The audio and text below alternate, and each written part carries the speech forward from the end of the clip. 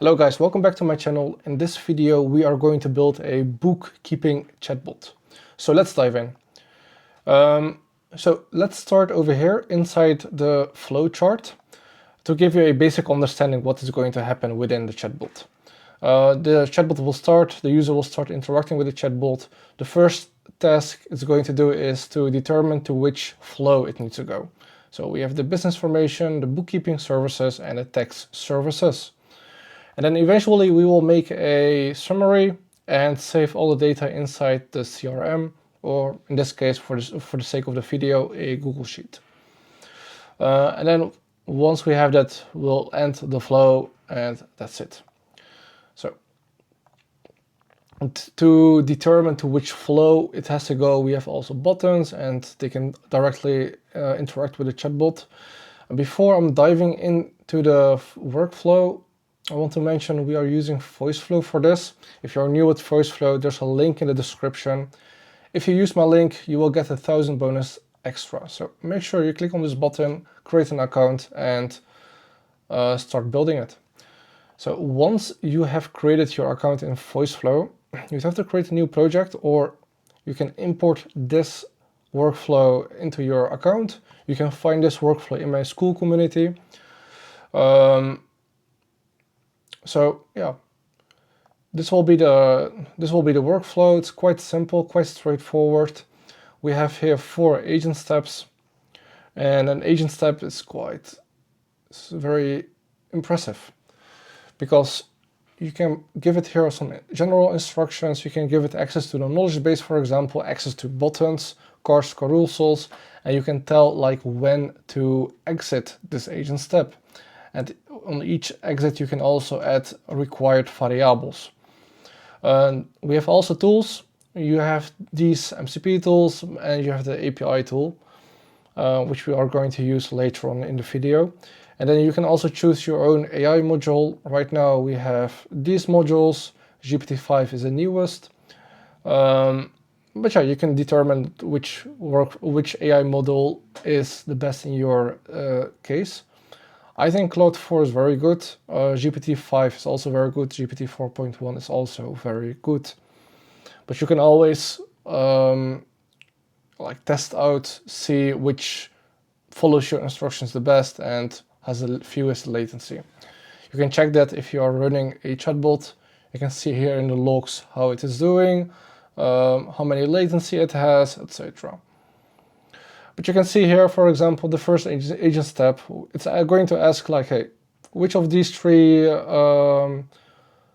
options is the most suitable in your case? And we can click on those buttons because it has access to the button step, or we can like talk like directly to it and it's going to determine. So let's dive in within this agent step. By the way, the agent step, you can find it over here. We have also the message steps, the prompt, image, card, carousels, the listen steps, logic, etc. The agent step is basically like all of this in one. So it's very good, and yeah, it's just it can listen and capture your answers inside a variable, for example. So it's like very multi-functional. But if you want a bit more control, you want like every time the same flow, you can then have, for example, the message step, and it will always ask the same questions. It will be a bit less dynamically, but you can do it in that way. And like each message step can have a listen step, for example, like that, or buttons, or this choice. In my case, we are going to use the agent steps. So let's dive in within this agent step. We have here the general instructions. So what it has to do, like a friendly greeting, use a button, don't like ask like multiple questions at once, just one question at a time. You can see here we have given it the button, access to the button function, and we have 3 exit conditions. So I don't prefer to have like one agent step to do all of it because it will be a bit too much. I prefer to have like each agent step has their own role, function, what it has to do, their own tasks to save, like tasks to do, like for example, saving information. For example, if they click on a button or they are telling like, hey, they will, for example, they want a monthly financial statement or something else. In this case, it will go to that pod. Before that, it's going to ask like, what's your business type and your primary concern, and that information will be saved in a variable. We've also given it a, for each variable, we have given it a description, so it knows what to save and in which formatting it needs to save it for us. Same thing with the second accent condition. This is about taxes, and the business information, with the same thing, with the required variables. And over here, this agent step, the prompt is a bit longer, so it's going to save more information. And once it has like all the information it knows, it will trigger this exit path, save these required variables, and it will send to the last agent step, which is going to create a summary and save it inside the Google Sheet in this case. Which you can see here, we have given it a bit more instructions. No API tool yet. This will come in the last step because we have to make an API call to the Google Sheet. But check it, you can see here we have given it a bit more instructions, some examples of what to ask, and much more. You can also give it access to the knowledge base. Right now I don't have any knowledge sources because this is a demo, but in your case, if you want the agent to be a bit smarter, to have more information to use to answer questions, you can always add data sources here in the knowledge base. You can find it on the left side in the menu where you have workflows, and then knowledge base is the second option right now. And then once you are in here, you can click on this button and you can like add URLs, sitemaps, upload files. And yeah, for example, if you add a URL, it's quite straightforward, and voila. So if we click on the source itself, you can see here like everything which is mentioned in that page, and it's going to use it as a knowledge source. This is good if you have like blogs on your website. You have some important information on your website, you want it to use as a knowledge base, you can always add it like that in your chatbot. And if you want like all your URLs at once to be added, you can do it in this way. So let's use the website from OpenAI. Try to format it in this way, like in this way, domain.com and then /sitemap.xml. So after com or NL or whichever country you live, you have to add a slash and then sitemap.xml, and now all the URLs on your website will be added at once. So let's do that. It's like almost 1,000 URLs imported, and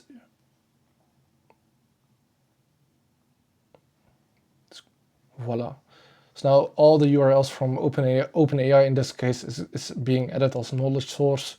You can also do this via a file. You can add like files, TXT, docs, whatever you want, and your chatbot is going to use it as knowledge source. So let's go into that, how you can configure it. You can give here a LLM description. For example, you've given it in the general instructions some basic information, and if it doesn't find the information, like if it cannot answer the user question based on the information you have given it in the general instructions, you can tell here like, hey, if you cannot find it, go to the knowledge base and search it. And then the chunk limit, you can always like adjust it, whichever you want. Chunks are basically, we go to the knowledge base, like one block over here is one chunk. So the AI is going to choose which chunks is like most related to the question, and it will like choose 3, 4, 5, whichever you have configured. And For example, if you have like 5 chunks, 5 of those chunks will be used to answer the question. So the more, maybe the better, but the slower it will be, especially on the phone. You don't want that. But yeah, you can always test it. Same thing with the buttons. For example, in the first agent step, I had given it access to the buttons. I told it also, like in the instructions itself, like I use the buttons, I gave it access, and I told how to use it. Yeah, we have 2 exit conditions. Once we have all this information, it will be triggered, and then it will continue to the last step, which is this one. And this agent step has the API tool, and it only needs like 3 variables. These are the variables like the status, are they qualified, the summary, and the contact info. How is it going to create a summary? We have given it here like a bunch of variables, you can see here, which I highlighted. And some of those variables will not be filled in, some of them will be. And based on the memory also the agent step has, is going to create a summary and save that inside the Google Sheet. And how is it going to send information to the Google Sheet? We have given it a webhook URL and the body, so which information to send. And then before the API call, we have here like the configuration from the API tool, like when to use this API tool, and for each of those variables, what you should capture. So with this LLM description, it knows like, okay, this is about status, and we can say like, or qualified or redirected. Same thing with the summary. It's like 2 or 3 sentences based on all the information it can find in the memory and the variables which are filled in, and then it will create a summary and send it over to the API tool. Yeah, contact info as well. And then once we have done that, it will end the flow.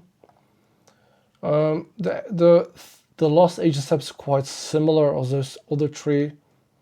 We have like 3 exit conditions as well, and here the information it has to save. This is about taxes.